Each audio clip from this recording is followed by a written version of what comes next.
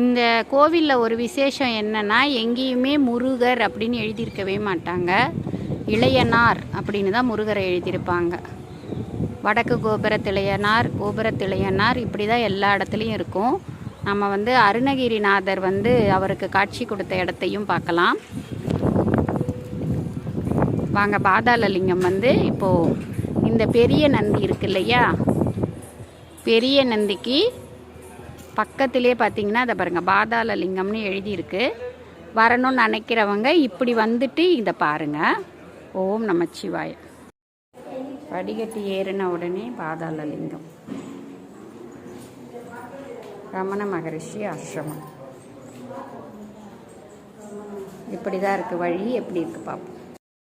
நந்தியோட ரமண மகரிஷி ஐயா படம் பின்னாடி இருக்குங்களா, இது உள்ளதான். எவ்வளோ விஷப்பூச்சிகள் வந்தாலும் ஐயா அசையாமல் தியானம் பண்ணார். அதனால தான் இத்தனை ஆண்டுகளாக அவர் பேர் நிலைச்சிருக்கு. ஓம் நமச்சிவாய.